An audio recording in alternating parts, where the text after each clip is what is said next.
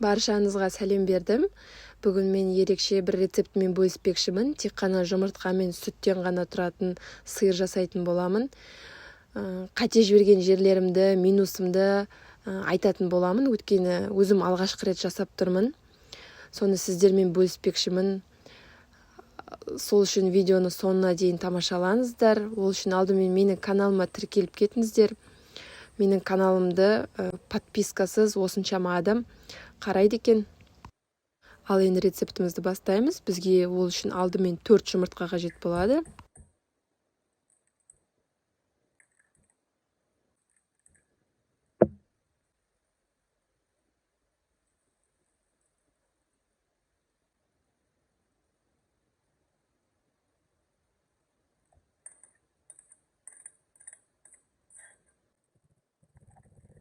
Осылай барлығын жақсылап тұрып араластырып шығамыз.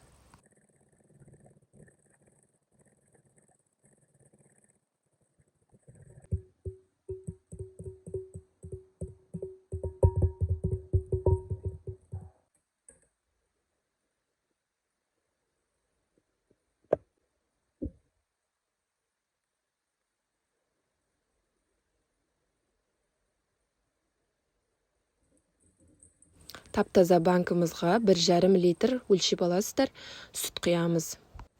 Үйдің сүті, дүкеннің сүті жарай береді. Кейін осы манағы қоспамызды, жұмыртқа мен қаймақты қосамыз үстіне.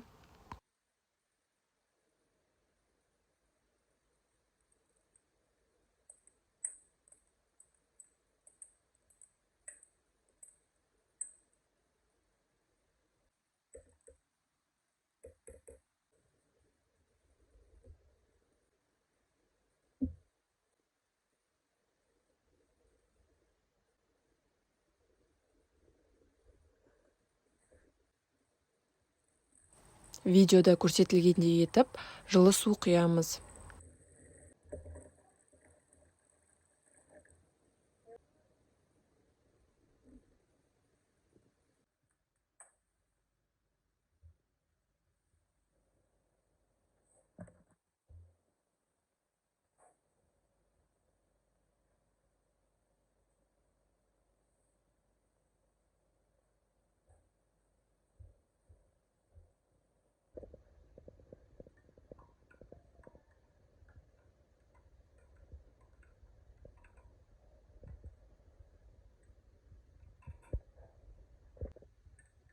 Суым міне енді қайнап жатыр. Осылай араластырып қоямыз.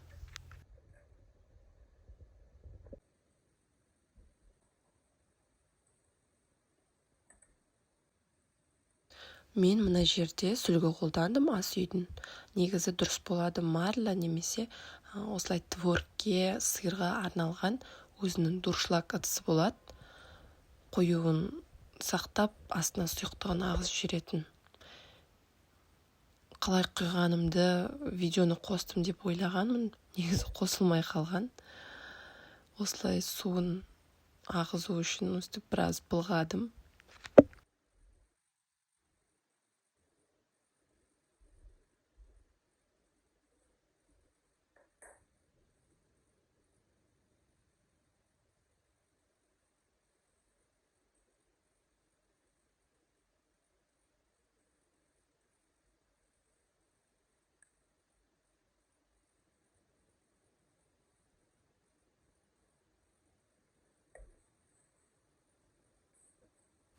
Кейін сарқыла бастағанда су азайып, сүлгіні орап, суыған соң холодильникке салып қойдым.